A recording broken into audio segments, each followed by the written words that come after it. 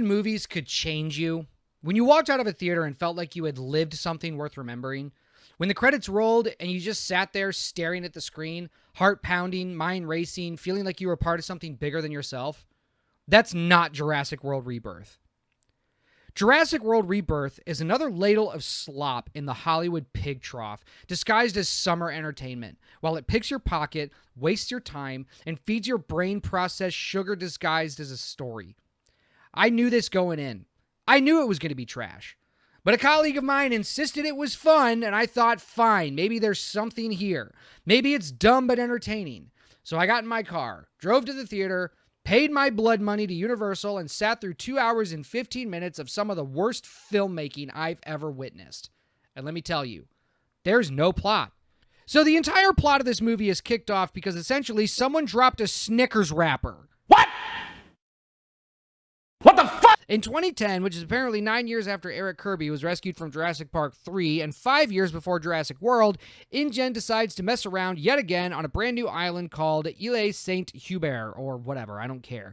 Because nothing says like learning from your mistakes like building another dinosaur lab on another island.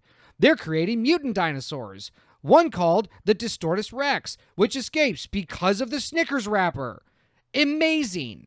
It kills a guy and sends everyone running for the lifeboats. The island is abandoned, and fast forward 17 years to 2027, and now the world's climate is so screwed from the last Jurassic World movie, dinosaurs can only live around the equator in no travel zones.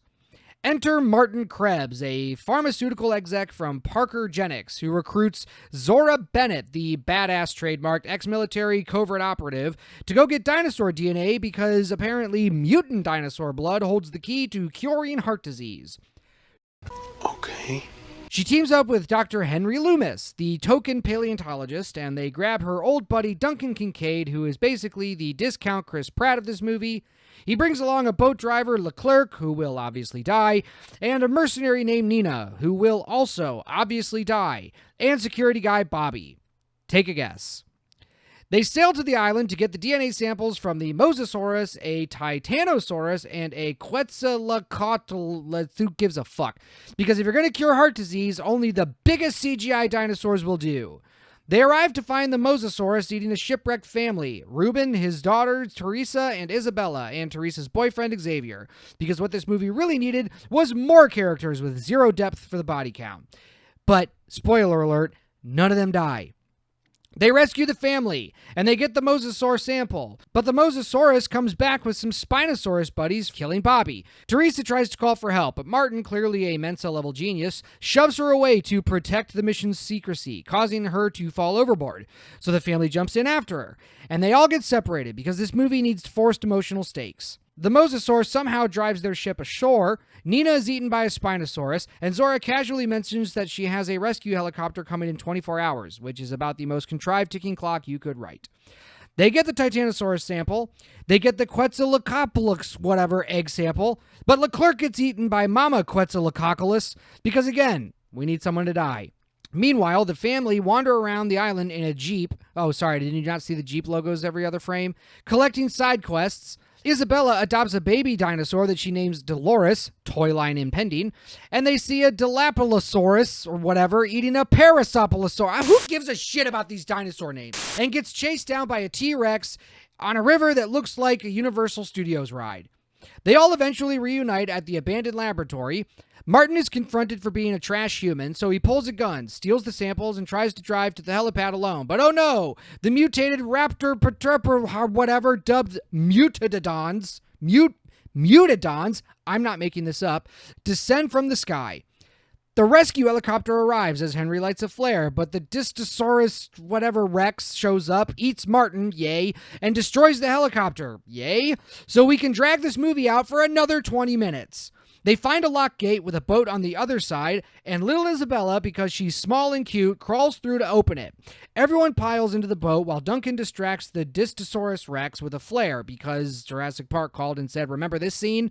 Zora, Henry, Reuben, Teresa, Xavier, Isabella, and Duncan escape with the samples, and in the final eye roll of all eye rolls, Zora and Henry agree to distribute the heart medicine without a patent, open source for the entire planet, because this movie needs a heartwarming global message for TikTok claps.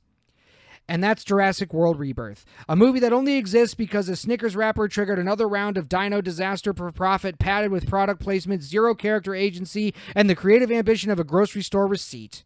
Scarlett Johansson and Mahershala Ali are in this movie. Great actors, incredible talent. And here, they phone it in. Dead-eyed, paycheck in hand, because they know what we all know.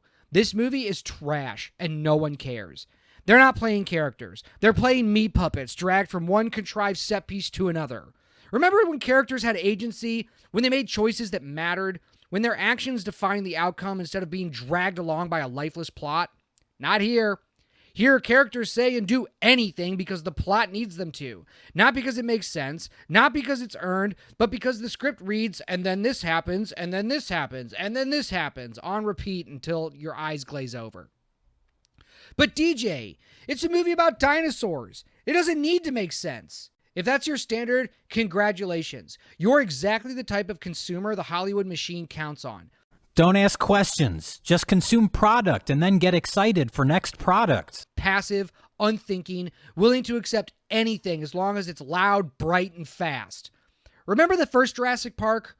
Remember the wonder you felt when the Brachiosaurus lifted its head in the sunlight, or the fear when the water glass rippled with the T-Rex's approach? Remember the characters?